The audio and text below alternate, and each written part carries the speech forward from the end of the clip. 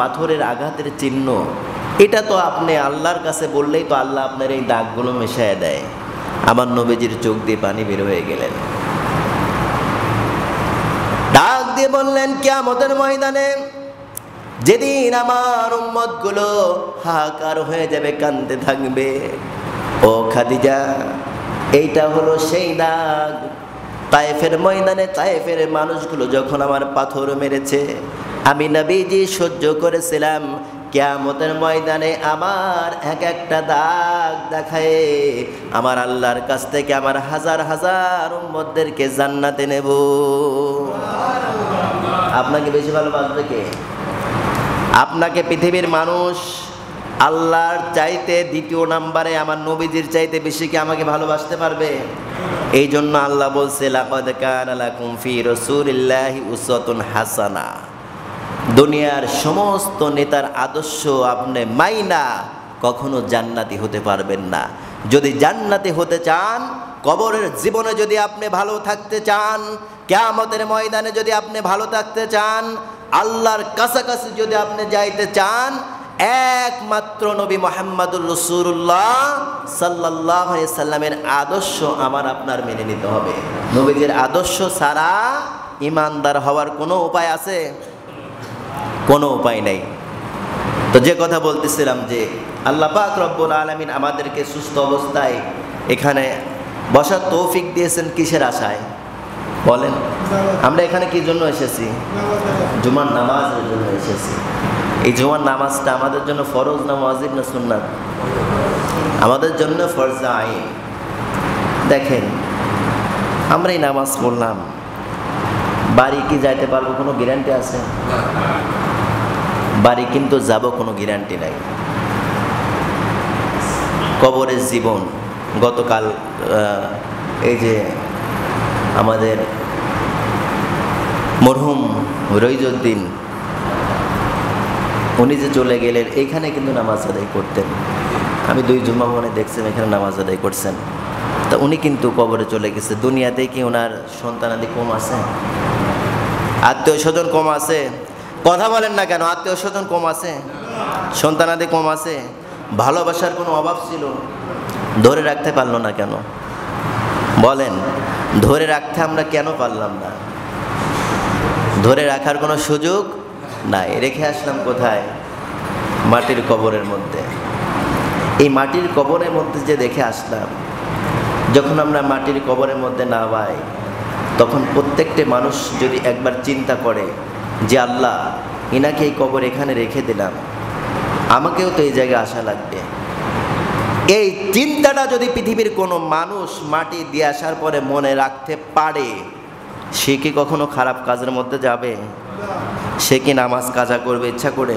যদি মনে রাখতে পারে। আমরা কি করি? মনে রাখতে পারি না। এইটাই হলো আমাদের সবচাইতে বড় অভাব। আমরা আমাদের আত্মীয় স্বজনকে দাফন করে আসি, দাফন করে আসার পরে 1 দিন 2 দিন 3 দিন, তারপর ভুলে যায়, মনে রাখে না। যদি আমরা মনে রাখতে পারতাম, তাহলে ওই কবরের ওই কথা যদি আমি আপনি মনে করি একবার, যে আল্লাহ, দুনিয়াতে আমার কত কিছু আছে, কিন্তু আমি ইন্তেকালের পরে আমাকে ওই মাটির মধ্যে শোয়াই দিল। আমার কত আপনজন ছিল, আমার কত আপনজন দুনিয়াতে আছে। কেউ কিন্তু আপনাকে 5টা মিনিটের জন্য মাটি দেওয়ার পরে ওখানে দাঁড়ায় থাকবে না। ওখানে দাঁড়ায় থাকবে না যে আমার বাবা, আমার মা, আমার নানা, আমি এখানে দাঁড়ায় থাকি, দেখি সবাই তো চলে গেল, আমি তো, আমার কাছের ছিল, আমাকে কত ভালোবাসতো আমার বাবা, আজকে আমার বাবা দুনিয়া থেকে চলে গেছে, আমি আমার বাবার কবরের পাশে একটু দাঁড়ায় থাকি। থাকবেন না। কেন থাকেন না? এটাই হলো দুনিয়ার নিয়ম। এটাই হলো দুনিয়ার নিয়ম। আপনি ধরেও রাখতে পারবেন না, আপনি ওখানে দাঁড়ায়ও থাকতে পারবেন না। বলেন তো, মায়ের মা নবীজি সাল্লাল্লাহু আলাইহি সাল্লাম মায়ের কথা বলেছেন 3 বার, বাবার কথা বলেছেন 1 বার। তারপরেও মায়ের কাপড় মেয়েরা পরে, সচরাচর পরতে পারে, মায়ের শাড়ি হোক, মায়ের কাপড় হোক, পরতে পারে, পরে না। কিন্তু বাবার জামা খুব কমই গায়ে দেয়। সন্তানরা বাবার জামা কাপড় খুব কম গায়ে দেয়। কারণ কি জানেন? বাবার জামা বেশি থাকে না, বাবার কাপড় বেশি থাকে না। তার কারণ আপনাকে লালন পালন করতে বাবা অনেক কষ্ট করে। রোজগার করে, কষ্ট করে, আয় রোজগার করে আপনার বাড়িতে নিয়ে এসে আপনার মুখে 2 লোকমা খাবার উঠিয়ে দেওয়ার জন্য বাবা কত রোদের মধ্যে কাজ করেছে, কত কষ্ট করেছে। আপনার নিজের নতুন জামা পরিয়ে দেওয়ার জন্য বাবা কত কষ্ট করেছে। নিজের জামা ছিঁড়া হোক তবুও বাবা নিজের জামার দিকে তাকায় নাই, শুধু আপনার দিকে তাকিয়েছে যে আপনাকে যদি একটা নতুন জামা পরায় দিতে পারে, আপনাকে যদি একটু ভালো রাখতে পারে, আপনাকে একটু ভালো রাখার জন্য, আপনাকে একটু শান্তিতে রাখার জন্য বাবা সারা দিন রাত পরিশ্রম করে গেছে শুধু আপনার ভালো রাখার জন্য, শুধু আপনাকে মহব্বত করে। কিন্তু সেই বাবা চোখের সামনে দিয়ে কবরে চলে যাবে, আমাদের কিছুই করার থাকবে না, আমাদের কিছুই করার থাকবে না। নিজে হাতে বাবাকে দাফন করে আসতে হবে, নিজের হাতে বাবাকে কবরে নামাইতে হবে, নিজের হাতে বাবাকে মাটি চাপা দিয়ে ওই মাটির মধ্যে যেই জায়গা কোনো বিছানাও নাই, ওই জায়গায় কোনো বিছানা নাই, বালিশ নাই, একটা বাতির ব্যবস্থা নাই, কোনো কিছুই নাই, ওই জায়গাকে বাবাকে রেখে আমার আপনাকে চলে আসতে হবে বাধ্যতামূলক। আমরা ওখানে থাকার কোনো সুযোগ নাই। কবরের জীবনটা আমার আপনার কেমন হবে? আমি আপনি মারা গেলেও তো ওইভাবে আমাকে রাখবে কবরের মধ্যে। এই কবরের জিন্দেগিটা আমার আপনার কেমন অবস্থা হবে? কবর থেকে যখন হাসরের ময়দানে উঠব, খুব মনোযোগ শোনেন, মনোযোগ দেন। কবর থেকে হাসরের ময়দানে যখন উঠব, মানুষগুলো হতাশ হয়ে যাবে, অস্থির হয়ে যাবে, মানুষগুলো হতাশ হয়ে যাবে, অস্থির হয়ে যাবে। মানুষগুলোকে ডাক দিয়ে বলবেন, হে আল্লাহর বান্দারা, তোমরা যদি আজকের দিনে যদি কোনো ক্ষমা পাইতে চাও, তোমরা মানুষগুলো একত্রিত হয়ে দৌড়ায় চলে যাবে হযরতে আদম আলাইহিসসালাতু ওয়াসসালামের কাছে।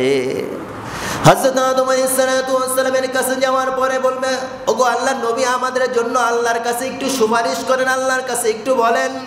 হযরত আদম আলাইহিসসালাতু ওয়াসসালাম ডাক দিয়ে বললেন, আল্লাহর বান্দারা শোনো, আজকের দিনে আমি আদমকে সুপারিশ করার মতো কোনো ক্ষমতা নাই। আজকে আমি আদম আল্লাহর কাছে কিছুই বলতে পারবো না।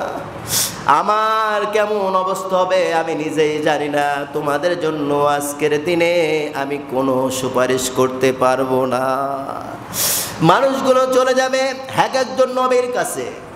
সংক্ষেপে বলে দিই, হযরতে নূহ আলাইহিস সালাতু ওয়াস সালামের কাছে যখন যাবেন, হযরতে নূহ আলাইহিস সালাতু ওয়াস সালাম বলবে, হে আল্লাহর বান্দারা, আজকের দিনে আমি নূহুর সুপারিশ করার মতো কোনো ক্ষমতা নাই। তার কারণ, ক্বালা ইয়া নূহু ইন্নাহু লাইসা মিন আহলিক।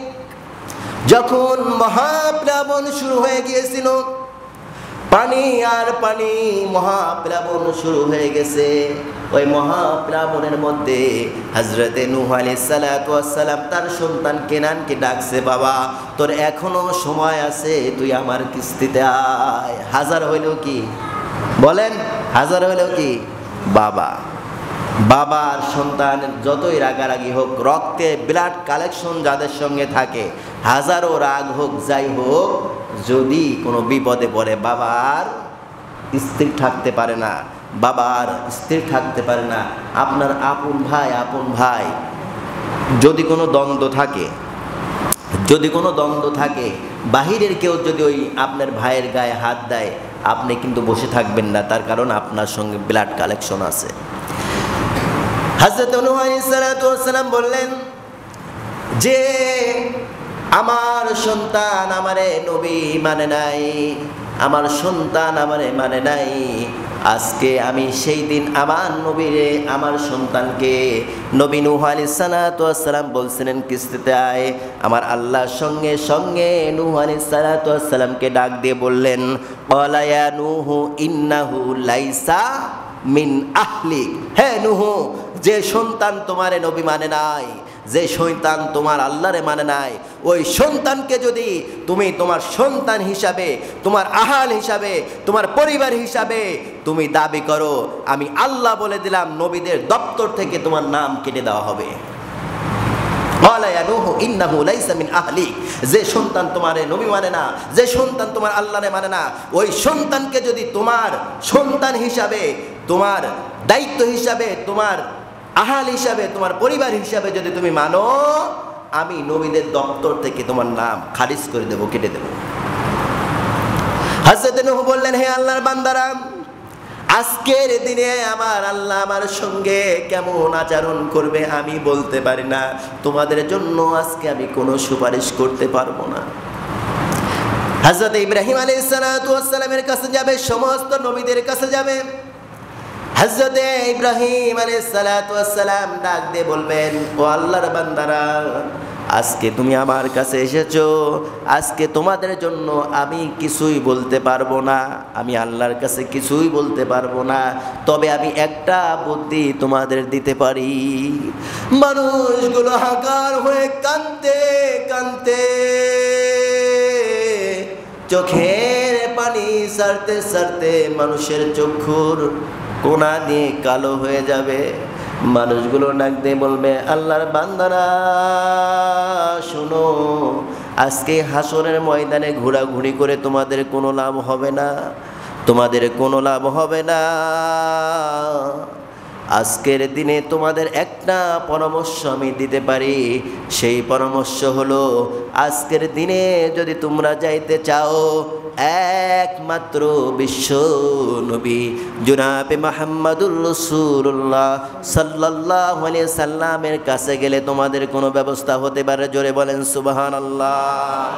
এই জন্য আমার আল্লাহ বলেছে, দুনিয়ার কোনো নেতার আদর্শ যদি কেউ মেনে কবরে যায়, ওই নেতা কি তার জান্নাতে নিতে পারবে? বলেন।